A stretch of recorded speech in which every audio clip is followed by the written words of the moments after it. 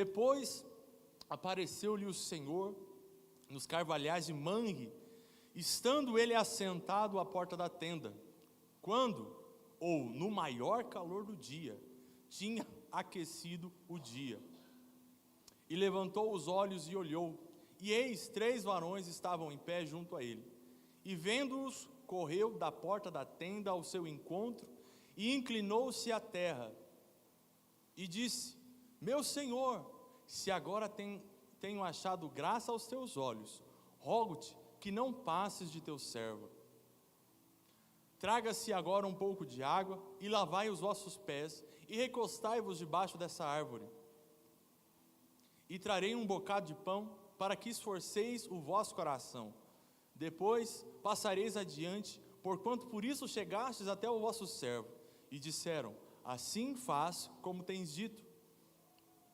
E Abraão apressou-se em ir ter com Sara a tenda, e disse-lhe: amassa depressa 3 medidas de flor de farinha, e faz bolos. E correu Abraão às vacas, tomou uma vitela tenra e boa, e deu ao moço, que se apressou em prepará-la. E tomou manteiga, leite e a vitela que tinha preparado, e pôs tudo diante deles. E ele estava em pé junto a eles debaixo da árvore, e comeram. E disse: opa, volta um, irmão. Isso, 9, por favor. Obrigado. E disseram-lhe: onde está Sara, tua mulher? E ele disse: ei-la, aí está na tenda. E disse: certamente tornarei a ti por este tempo da vida, e eis que Sara, tua mulher, terá um filho. E ouviu Sara à porta da tenda, que estava atrás dele. E eram Abraão e Sara já velhos e adiantados em idade. Já a Sara havia cessado o costume das mulheres. Assim, pois, riu-se Sara consigo, dizendo: terei ainda deleite depois de haver envelhecido, sendo também o meu senhor já velho? E disse o Senhor a Abraão: por que se riu Sara, dizendo: na verdade gerarei eu ainda, havendo já envelhecido? Haveria coisa alguma difícil ao Senhor? Ao tempo determinado tornarei a ti por esse tempo da vida, e Sara terá um filho. E Sara negou, dizendo: não me ri, porquanto temeu. E ele disse: não digas isso, porque riste. Amém? Feche seus olhos. Pai, nós carecemos muito da tua graça, carecemos muito do teu favor. Fala conosco, tua palavra está sendo exposta, e de nada adianta muito falar se não tiver a presença do teu Espírito, se não houver a manifestação da tua palavra, trazendo luz, revelação e abrindo os nossos olhos para nós enxergarmos as verdades espirituais que trarão transformação e mudança dentro da nossa vida. Nós clamamos em nome de Jesus. Amém? Bom, irmãos, aqui no capítulo 18 de Gênesis, a gente encontra essa narrativa sobre o encontro de Deus, Abraão e Sara. Imagina só você receber a visita de Deus na sua casa, em carne e osso. Imagina só Deus bater lá na sua porta e falar assim: ô Gabriel, vim comer um pão com café, tem aí? Imagina só você receber a visita do próprio Deus. Fala assim: Cauê, liga o PS5 que nós vai jogar um FIFA agora, para ter um tempo de comunhão junto. Eu sei que você sabe jogar. Imagina só Jesus vindo em carne e osso e falando assim: ó, chegou o tempo de eu ter uma comunhão com você. Você gostaria de receber a visita de Jesus na sua casa, sim ou não, irmãos? É claro que hoje nós entendemos que a presença do Espírito Santo está dentro da nossa vida. A presença de Deus, ela está em nós. Então Jesus já está dentro da nossa casa. Mas acredite em mim, existe uma diferença entre a presença de Deus e a presença manifesta de Deus. Deus está em todos os lugares. Sim ou não, irmãos? Deus está em todos os lugares. Mas Deus se manifesta em todos os lugares? Aí, depois você pergunta para o pastor Antônio. A presença de Deus, ela está em todos os lugares. O salmista escreve: olha, se eu subir para o mais alto monte, o Senhor vai estar lá. Se eu descer no mais profundo lugar, o Senhor vai estar lá. A questão é, a presença de Deus, ela se manifesta nas nossas vidas. Nós precisamos de ter muito mais do que uma presença intitulada. Nós precisamos ter dentro da nossa casa uma presença manifesta. Porque você percebeu no texto que nós lemos, nos 15 versículos, que a presença de Deus foi uma presença interativa. Abraão e Sara estavam interagindo com a presença e com a visitação de Deus dentro da sua casa. Quero dizer para você, chegou um tempo de você começar a interagir com a presença de Deus dentro da sua casa. Você vai perceber a presença de Deus, a voz do Espírito, nas coisas mais simples. Abraão e Sara prepararam um almoço, um café da tarde. Olha que delícia, pastor. Prepararam um café da tarde. E quem estava lá junto com eles? Presença de Deus. Coisa mais simples, você e sua esposa sentados à mesa, tomando um café da tarde, um pãozinho quente, com uma manteiguinha passando, aquele cafezinho, e nada melhor do que presença do Espírito Santo ali, junto com vocês, num ambiente de paz, de alegria. Era isso, e foi isso que Abraão e Sara vivenciou. Eu quero dizer para você, é isso que Deus tem para nós, é isso que Deus tem para a sua casa, é isso que Deus tem para o seu casamento, é isso que Deus tem para a sua vida. Chega de viver uma vida, um casamento em pé de guerra. Chega de viver uma vida, um emburrado com o outro, um mais bicudo do que o outro. Não. É tempo de experimentarmos a presença manifesta de Deus dentro da nossa casa. Você crê nisso? Aleluia! Bom, dentro desse texto a gente vai tirar 5 lições. Quantas lições, irmãos? 5 lições. Eu espero que você não durma, você não se distraia, porque eu tenho 5 coisas para falar com você, e é rapidamente, ok? Vamos lá. Primeira coisa que a gente entende diante desse cenário é que a presença de Deus na casa de Abraão fez com que a casa de Abraão se tornasse um lugar de descanso. Primeira coisa que a gente aprende aqui, que a presença de Deus, quando ela entra na nossa casa, a nossa casa se torna uma casa de descanso, um lugar para nós desfrutarmos de um descanso. Olha o que diz o versículo 1: apareceu o Senhor a Abraão nos carvalhais de Manre, quando ele estava sentado à entrada da tenda, no maior calor do dia. Só nesse versículo, só nesse primeiro tópico aqui, irmãos, a gente pode classificar 3 coisas aqui.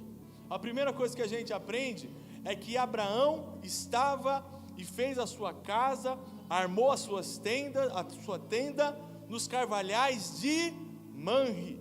Manre ficava em Hebrom. E eu quero mostrar para vocês o significado. Quando você junta, ou você pega o significado da palavra Hebrom e da palavra Manre, significa unção na comunhão. Quando você coloca a sua casa aberta para a presença de Deus, o que você vai desfrutar? Unção e comunhão. Sua casa vai ser uma casa de comunhão, sua casa vai ser uma casa de prazer.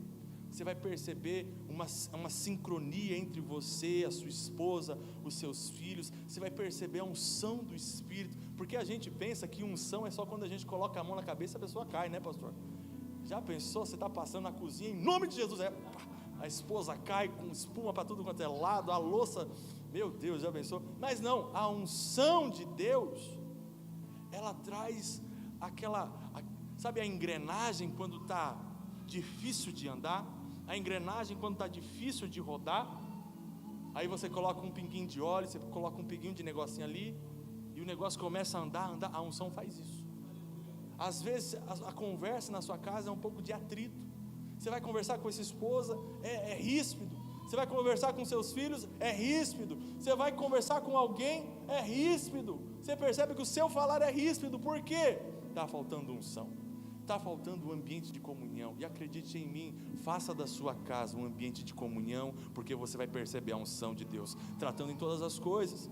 Segunda coisa que a gente aprende aqui, é que Abraão estava sentado, ele estava nos carvalhais de Manre que fica em Hebrom, mas ele estava assentado. O que significa estar assentado, irmãos? Vocês lembram disso? É uma posição de descanso. Os irmãos estão assentados, eu estou de pé. Os irmãos estão descansando e eu estou trabalhando. Estar assentado na Bíblia é uma posição de descanso. A presença de Deus veio dentro da casa de Abraão quando ele estava numa posição de descanso, descansando, desfrutando. Não estava cansado, ele não estava labutando, não, ele estava numa posição de descanso. Não somente uma posição de descanso, mas é uma posição de autoridade. Porque a Bíblia diz que nós estamos assentados com Cristo nas regiões celestiais. E as irmãs me permitem abrir um parênteses aqui para os maridos. E o pastor também me permite abrir um parênteses aqui. Irmão, Deus deu a você uma posição de autoridade. Deus deu a você, não foi a sua esposa, Deus confiou a você uma posição de autoridade para você transmitir descanso para a sua casa. Quando a sua esposa olhar para você, ela precisa enxergar em você um homem segundo o coração de Deus, descansado, sabendo que Deus está cuidando de todas as coisas. Dentro de você pode estar um burburinho, mas para ela você tem que falar: eu estou descansado, o Senhor está cuidando de todas as coisas. Mas dentro de você está um negócio. Mas acredite em mim, sua esposa precisa ver em você um homem de Deus que sabe descansar, um homem de Deus que tem unção, um homem de Deus que desfruta de autoridade. Deus concedeu essa posição para nós, Deus concedeu essa posição para você. Não transfira essa responsabilidade, sabe? Adão transferiu essa responsabilidade e tornou um caos dentro da casa dele, tornou um caos. Quero dizer para você, posição é para você. Essa posição de quem entra, quem sai, quem fala com a sua esposa, quem ministra dentro da sua casa, quem ela ouve, quem ela segue, essa posição é sua. Receba isso da parte de Deus. Tome a sua postura hoje em nome de Jesus. A unção de autoridade está sobre você. Aleluia. E a Bíblia diz que o Senhor veio visitar Abraão no momento mais quente do dia, no momento de mais calor, ao meio-dia, no momento de maior tensão, no momento de maior dificuldade, no momento onde o sol está na nuca, onde você não consegue enxergar um palmo diante da sua frente, no momento onde o turbilhão de problemas está sucumbindo você, no momento onde você não sabe o que fazer. Nesse dia, Deus encontrou Abraão descansado, e aí ele pôde ter comunhão com Abraão. Quero dizer para você, nos dias mais difíceis, no momento onde o sol estiver batendo na sua nuca, no momento onde o calor estiver ardendo nas suas costas, mantenha a posição de autoridade e de descanso, porque o Senhor vai vir ter com você. O Senhor veio ter com Abraão nesses dias, diante das dificuldades, ele recebeu refrigério e forças da parte do Senhor. Então a primeira coisa que a gente aprende aqui, irmãos, que a nossa casa precisa ser uma casa de descanso. Sua casa precisa ser um lar, uma casa de descanso. Segunda coisa que a gente aprende aqui, é que a casa de Abraão se tornou um lugar de adoração. Diga assim, um lugar de adoração. Diga assim, a minha casa é uma casa de adoração. Amém? A Bíblia diz lá no versículo 2, que quando Abraão viu aqueles 3 homens vindo ao encontro dele, ele levantou os olhos, viu os 3 homens de frente dele, vendo, correu da porta da tenda ao seu encontro e fez o quê? Se prostrou em terra. Eu não vou ter tempo para explicar para vocês, mas acredite em mim, isso aqui é uma teofania, é uma manifestação de Jesus tomando forma no Antigo Testamento. Jesus ali apareceu para Abraão, ok? Jesus apareceu para Abraão junto com os 2 anjos, ele se manifestou ali, a própria presença de Cristo se manifestou ali para Abraão, e quando Abraão viu Jesus, o que ele fez? Adorou. Quando Abraão viu que Jesus estava na casa dele, entrando, veio ter comunhão com ele, o que ele fez? Se prostrou e adorou. Quero dizer para você, irmãos, a sua casa precisa ser uma casa de adoração. O seu lar precisa ser um lar de adoração. A sua casa precisa ser um ambiente onde a glória de Deus se manifesta, um ambiente onde a paz de Deus reina, um ambiente onde a glória de Deus repouse sobre aquele lugar. As pessoas que entram na sua casa, os parentes que vão te visitar, as pessoas que te acompanham, né, os amigos que vão tomar um café com você, precisam chegar dentro da sua casa e falar assim: rapaz, é gostoso estar aqui com você. É simples, o negócio assim, é muito simples, mas tem algo que quando eu entro, nossa, eu não quero ir embora. O que é isso? Presença de Deus. Porque você fez da sua casa um lugar de adoração, porque você gastou tempo com Deus, construindo na sua casa um lugar de adoração. Faça da sua casa um lugar onde a presença divina goste de estar. Faça da sua casa um lugar onde a presença de Deus queira estar. Estava dando aula para os irmãos semana passada no Maturidade 2, e nós estávamos falando como que terminologia é importante. Eles estavam falando assim: olha, pastor, para nós, há muito tempo a gente pensava que igreja fosse esse prédio. Só que hoje, depois de 15 anos de evangelho, a gente está entendendo que igreja não é isso. Igreja sou eu, igreja é você. E aí a gente começou a conversar sobre a importância das terminologias, de você dar nome devido aos lugares. Por quê? Porque, querendo ou não, uma crença produz um comportamento. Se você crê que esse lugar é uma igreja, se você crê que esse lugar é a casa de Deus, olha o problema que você vai arrumar para sua cabeça. Quando a gente está aqui no domingo, a gente veio visitar Deus. Oi Deus, sou eu, estou aqui, vim dar 2 horas do meu tempo para o Senhor, porque você sabe que a minha semana é corrida, mas eu lembrei de reservar um horário do domingo, das 6 até as 8h30 mais ou menos, para vir visitar o Senhor. Então eu reservei esse horário, vim aqui conversar com você. Quando dá 8h30, e quando o pastor não pega o microfone e puxa um pouquinho mais, 8h30, 9 horas, Senhor, estou indo embora, fica com Deus, a gente se vê na próxima semana. O Senhor fica aqui e eu vou tocar a minha vida embora, sozinho, livre, leve, solto, aos perigos do diabo. Você deixou Deus dentro da igreja, dentro da casa dele, e foi embora sozinho. Olha o problema da terminologia. O problema é que quando você ensina o seu filho que esse lugar é uma igreja, e quando você ensina o seu filho que esse ambiente não é um ambiente gostoso de estar, onde ele tem liberdade para adorar, onde ele tem liberdade para pular, sabe, a Maia começou a andar, a minha preocupação é que agora ela já vai cessar, já vai subir aqui, vai cair, igual o irmão dela, mas ela tem que ter liberdade. Quando eu restringo a liberdade dos meus filhos, o que ele vai pensar? Casa de Deus não é legal, não pode fazer nada. Não é verdade? Casa de Deus não é legal, não posso nem cantar, não posso pular, não posso bater palma. Se eu faço alguma coisa já me olham torto. Por que eu vou para a casa de Deus? Prefiro ficar aqui. Ou quando vem sem interesse algum. Por quê? Porque é chato. Mas quando você entende que aqui é simplesmente um prédio e a sua casa se torna uma extensão da igreja, quando você vai embora, Deus vai na sua frente, vai com você, você chega lá, Ele já está. O ambiente da adoração não fica restringido aqui ao prédio da igreja. Você vai lá na sua casa, você vai falar de Jesus, o seu filho vai ficar empolgado. Você liga o louvor, o seu filho vai começar a cantar. Você vai conversar com a sua esposa, ela vai começar a orar, contar testemunho. Por quê? A presença de Deus encheu a sua casa. Sua casa se tornou um lugar de adoração. Faça da sua casa um lugar de adoração. Faça da sua casa um lugar onde a presença de Deus se manifeste.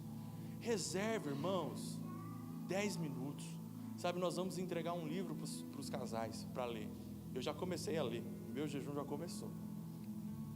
11 horas da noite a Bianca querendo que eu leia, fazendo as crianças dormir, ela, lê aí para mim. Aí eu fui ler, de umas 8 páginas. Aí ela olhou para mim e falou assim: rapaz, pai, será que os irmãos vão ler? Eu falei, depende da intenção, depende do que ele quer viver, depende do quanto ele precisa da transformação de Deus na vida dele, vai depender muito. Se você quer transformar a sua casa num lugar de adoração, você vai ter que construir um altar, você vai ter que sacrificar, você vai ter que pegar pedra por pedra, você vai ter que abrir mão de algumas coisas, você vai ter que deixar de assistir algumas coisas, vai ter que deixar o celular de lado em alguns momentos. Por quê? Você está construindo algo dentro da sua casa, você está formando algo dentro da sua família. Sua casa precisa ser um lugar de adoração ao Senhor. Alguém pode dizer amém? Amém. Terceiro, Abraão mostrou aqui para nós que a casa dele se tornou um lugar de desfrutar do Senhor. Gênesis 18, versículo 8, a Bíblia diz que Abraão tomou também uma coalhada, Gênesis 18, 8, e leite, e o novilho que mandara preparar, e pôs tudo diante deles, e permaneceu de pé junto a eles, debaixo da árvore, e eles comeram. Sabe, irmãos, Abraão teve a alegria de desfrutar e de compartilhar de uma refeição com Deus. Ele teve a alegria de compartilhar um café da tarde com Jesus. Ele teve a alegria de ter ao lado dele, sentado na mesa dele, o próprio Cristo. Quero dizer para você, o ambiente da sua casa precisa ser um ambiente onde o pão vivo, que é Cristo, se manifeste, onde a presença de Cristo seja um alimento nutritivo para a sua casa, seja um alimento que nutre, que alimente, que guarde, que dê, que abasteça os seus filhos, que abasteça a sua esposa. Sabe, as nossas palavras acabam ou não se tornando um alimento para nós. Quando você simplesmente só destila amargura, quando você simplesmente só fala coisas horríveis em relação ao seu esposo, ou em relação aos seus filhos, ou em relação à sua casa, sabe o que vai acontecer? Eles vão se alimentar dessas palavras. O próprio Jesus disse, as minhas palavras são espírito e vida. Quero dizer para você, mude a maneira como você fala, mude o alimento que você está dando para a sua casa, mude o alimento que você está compartilhando com seus filhos, mude, simplesmente mude. Não estou aqui te condenando, eu estou dizendo para você, tem um alimento melhor para dar, que é Cristo. Converse sobre Jesus, coloque Jesus à mesa, coloque a presença de Jesus à mesa. Pastor, como é que eu faço isso? As coisas mais simples, irmãos, as coisas mais simples. Invista, olha só, um tempo para você orar antes da refeição, coisas simples, coisas mais simples e básicas do seu dia a dia. Sabe, eu levo o Tito para a escola todos os dias. Sabe o que acontece? Todos os dias eu tenho um percurso certinho que eu faço uma oração, e é a mesma oração, e eu oro por ele, todo dia, e aí no final eu falo, amém filho? Ele, amém. E o que a Bíblia diz sobre você? Eu sou o filho amado de Deus. Todo dia ele faz isso. Teve um dia que eu esqueci, eu estava no meio do percurso, eu lembrei, na hora que eu lembrei, eu olhei para trás e ele estava assim, papai, tipo assim, você não vai orar? E aí, desviou? O que é o esquema? Por quê? Estou dando alimento ao meu filho, estou ensinando ele a comer, estou ensinando aos poucos ele se alimentar do pão vivo que desceu do céu. Não deixe que a internet alimente seus filhos, não deixe que a Netflix alimente a sua casa, não deixe que os influencers da internet tomem um lugar que é seu. Tome um lugar que é seu. Você é pai, você tem responsabilidade de alimentar os seus filhos. Talvez eles são adolescentes, talvez eles já são mais crescidos, talvez eles sejam menores, mas a responsabilidade da comida espiritual não é minha como pastor, é sua como pai. A responsabilidade Deus confiou a você. É você quem partilha os pães, é você quem alimenta e nutre a sua casa, é você quem dá a condição espiritual para os seus filhos.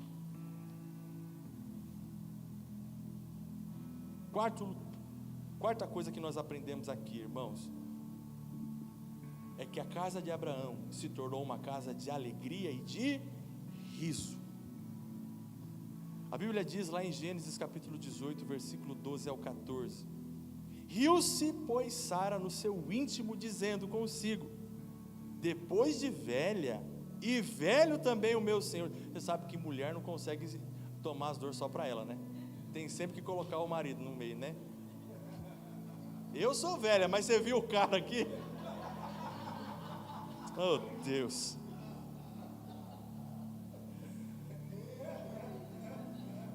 Depois de velho e velho também o meu Senhor, terei ainda prazer?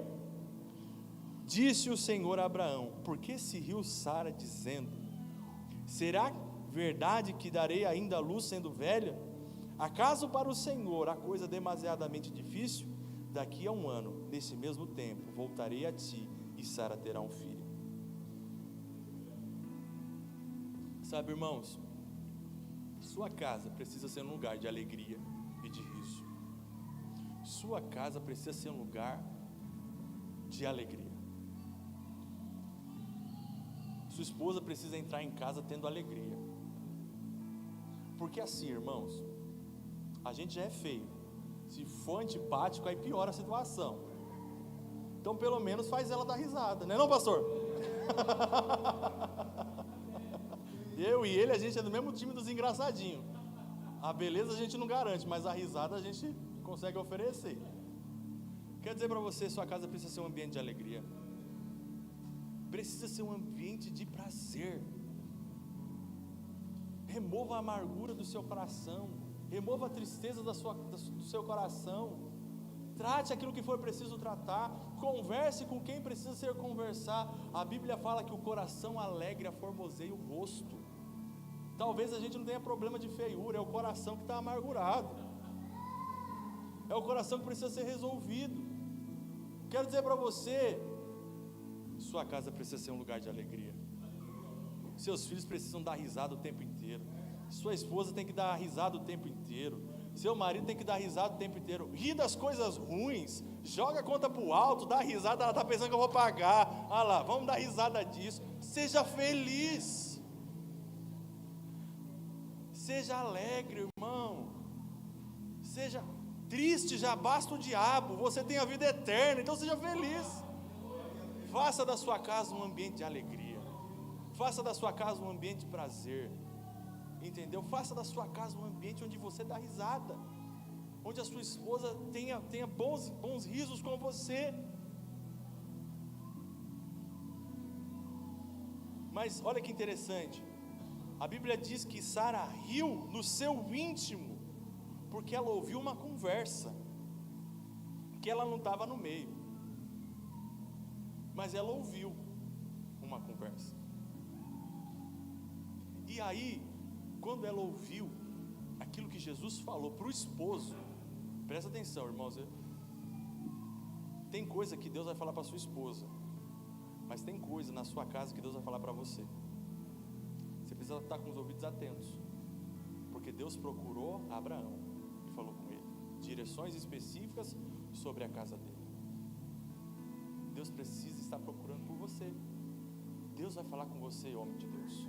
Tenha ouvidos sensíveis. Direção da sua casa, aquilo que Deus falou acerca da sua esposa, das promessas em relação ao seu filho, Deus vai procurar por você. Mas voltando aqui, a Bíblia diz que Sara ouviu a conversa e que Deus havia falado que ela ia ter filho, e ela riu no seu íntimo. E aí quando ela riu, a Bíblia diz que ela falou assim: será que eu, sendo velha, e o meu Senhor também sendo velho, terei ainda prazer, deleite? Será que depois de tanto tempo, será depois de tanto convívio, será que depois de tantos anos de casamento, vivendo nessa mesmice, Será que depois de tanto tempo sendo acostumado com uma situação, sendo acostumado com um casamento desse jeito, sendo acostumado com a situação do meu esposo, ou sendo acostumado com a situação da minha esposa, será que depois de tanto tempo eu vou ainda ter motivos para dar risada? Será que depois de tantos anos, pastor, ouvindo, será que depois de tantos anos, pastor, vivendo em pé de guerra, será que depois de tantos anos, pastor, vou ainda ter prazer dentro da minha casa? Vou ainda ter alegria na minha família? E a pergunta de Sara foi respondida com uma outra pergunta: acaso existe alguma coisa difícil demais para o Senhor? Acaso existe ainda alguma coisa difícil para Deus resolver? Será que existe dificuldade diante dos olhos do Senhor? Será mesmo que o seu casamento é um caso impossível de ser resolvido? Será mesmo que a situação da sua casa é uma situação impossível de ser resolvida? Será mesmo que não exista solução para a sua família? Será mesmo? Diante dos olhos do Senhor, olhe para Deus e faça essa pergunta: será mesmo que o meu Deus, que criou todas as coisas, do nada, olha para a minha vida, olha para o meu casamento e não consegue fazer alguma coisa? Responda para você mesmo. Será que existe algo demasiadamente difícil ao Senhor? Será que existe algo difícil para Deus? E Deus libera uma sentença para a vida de Sara: daqui a um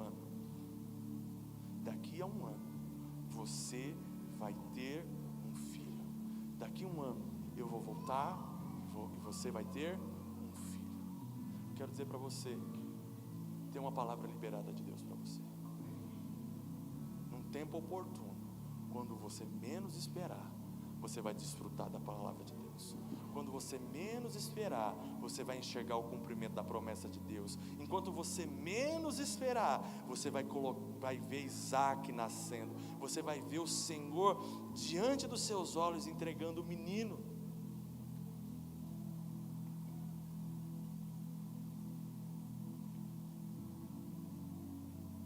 Sara riu da promessa divina, porque ela pensou de maneira errada. Mas Deus reafirmou sua promessa com fidelidade e graça. Deus reafirmou sua promessa. Deus não é homem para mentir, não é filho do homem para se esquecer. As palavras do Senhor não caem por terra. A Bíblia diz que todas quantas são as promessas de Deus, dele nós já temos o sim. Já foi o sim liberado da parte de Deus. Deus já disse sim para a sua casa. Deus já disse sim para o seu casamento. Deus já disse sim para o seu marido. Deus já disse sim para a sua esposa. Deus já disse sim para o seu filho. Creia em mim, num tempo adequado Deus trará à luz todas as coisas e você vai desfrutar da alegria, porque Isaac significa riso. Deus dará motivos para você ser feliz. Deus está dando motivos para você ser alegre. Aleluia! Oh, aleluia, irmãos.